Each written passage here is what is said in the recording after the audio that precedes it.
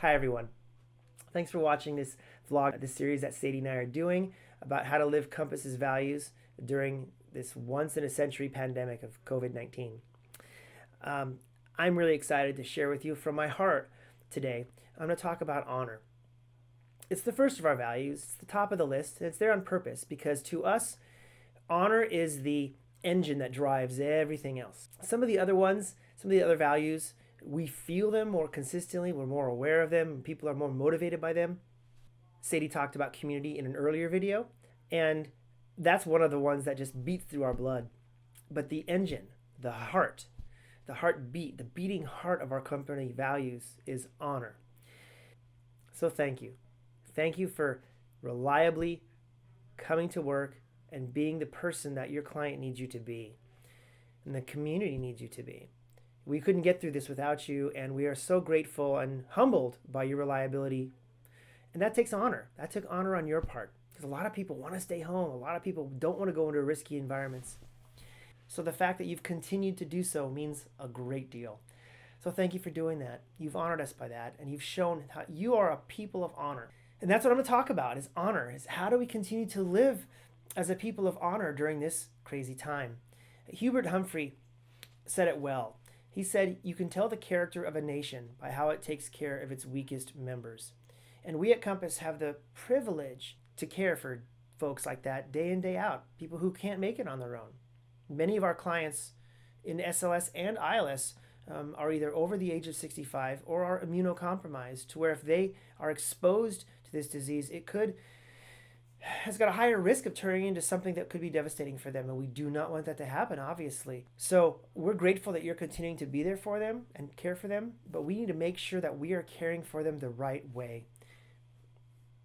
And this is one of the most components of the right way, and that's our standard precautions. Now, I know you're hearing about this all over the place. You hear about it in the media.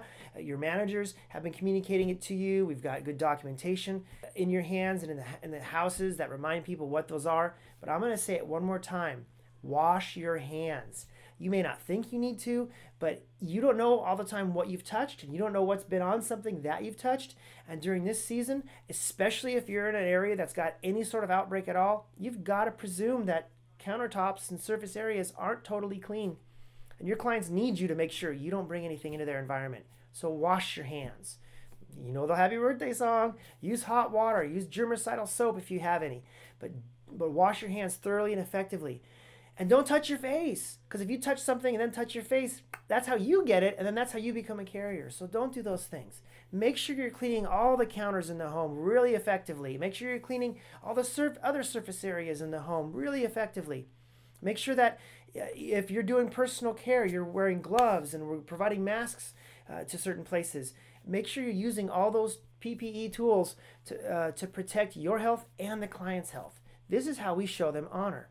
But you also honor your coworkers by making sure you wash your hands before you touch anything when you come in the house to relieve them. If you're a relief staff and you've just come from somewhere, presume that your hands aren't safe until you get inside. Wash them really quickly, and then wave, give an elbow bump, practice your social distancing, because we've got to honor each other by protecting each other.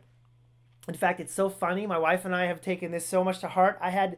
We're safe. Our house is clean. I had to remind me when she gave me a kiss today that you don't have to always kiss me on the cheek, because it feels so much more intense right now. Any sort of interphysical interaction. Yes, wife, you may kiss me on the lips. We're good. We sleep together.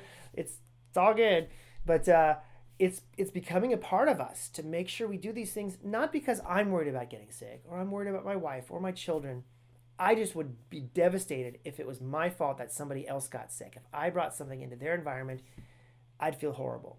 So we are honoring people by doing these things. That's why our offices are closed. Compass is an essential service, so technically our offices could be kept open. But why do we have them closed now? Because we want to protect our weaker members of our community by reducing the likelihood that anybody could get exposed to something. So it's kind of a backwards way of showing honor to people by socially distancing yourself, but it's the right thing to do during these times. It's just temporary, won't last forever, won't last for long. I don't believe so, at least. And when it does, we'll get to celebrate. There'll be much rejoicing and communal activities all over again. But until then, until we're released into that, we've got to practice these new ways, these new habits, these new ways of being. It's for everybody's good, but especially for those weaker members of our community. So thanks for doing that. Thanks for being reliable and trustworthy coming to the job. But also, thank you for being reliable and honorable and how you happen on the job as regards to your standard precautions and your social distancing. We love you. We're grateful for you.